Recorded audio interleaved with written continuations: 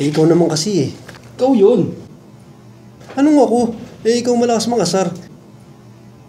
Inumpisahan mo rin sa hashtag ni medyo John Lloyd mo eh. Ikaw talaga bro. Sorry na. Alam mo naman bros tayo.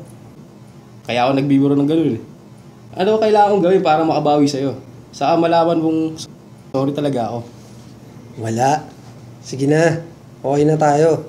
Total, boss naman tayo, di ba? Thanks pare. Okay, saan di ba lunchtime na? Saan ba tayo kakain? Joey, masyado ka naman ata malapit sa akin. Di ka ba na-awkward? Di naman. Awkward na ba to para sa'yo? Napapansin ko rin kasi na parang dumadami na yata yung romantic moments natin. Tulad na ano? Tulad nung kahapon, nung nanonood tayo ng basketball game. Anong nangyari nun? Bulong mo sa akin. Nung nag-score yung team natin, tapos nag-hug tayo. Oo, pero naalala mo na nakalabas yung pet natin. Di ba? Para di mag-touch yung, pero may naramdaman ata ako eh. Okay. Ako-well-done ka pala dun sa bro hug natin. Medyo bro, gaya last week, ginuman tayo sa bar. Tapos nag-high five tayo. Bro! Pero napakagal yung hawak mo.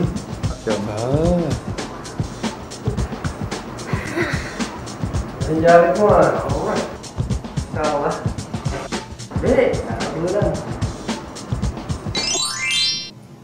Kanina umaga, nung binati mo ako. Oh, parang sinutok ko lang yung chin mo eh.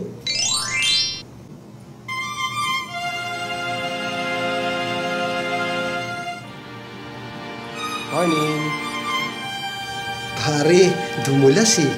Parang masyado mong pinifeel yung chick ko eh. Ako lang ba na-awkwardan dun? Awkward? Paano pag awkward?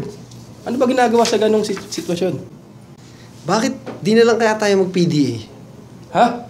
Talaga? Oo, pero iba na kasi ibig sabihin ng PDA. PDA, paglalambing na di awkward. Paglambing na di awkward? PDA. Paglambing na di awkward.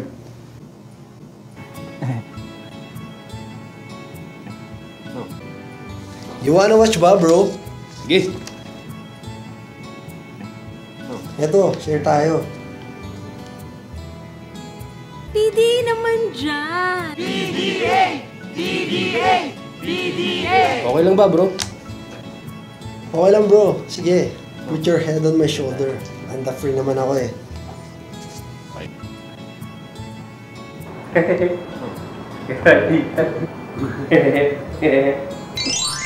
Tingin ko dapat ka din ma-promote eh. Paminsan-minsan kasi, ngitian mo si boss. Try mo yung mga ngiti na ganyan, no? Alam mo naman ako hanggang titig lang eh. Tingin nga. Pangit. Bayin mo. Kumain ka na lang. Ano ba to? Buging! Buging? Bulok na saging. Favorite mo. Sige. Di bro, na-promote naman ako eh. Okay lang? Oo, okay lang. Sige na bro. Sure. PDA naman dyan! PDA! PDA! Go ahead bro. Dandruff-free naman ako eh. Ikaw talaga. Gosh bro Kaya mga peeps, tigil na pagiging awkward sa mga romantic moments nyo. PDA na. Paglambing, hindi awkward. Put your head on someone's shoulder.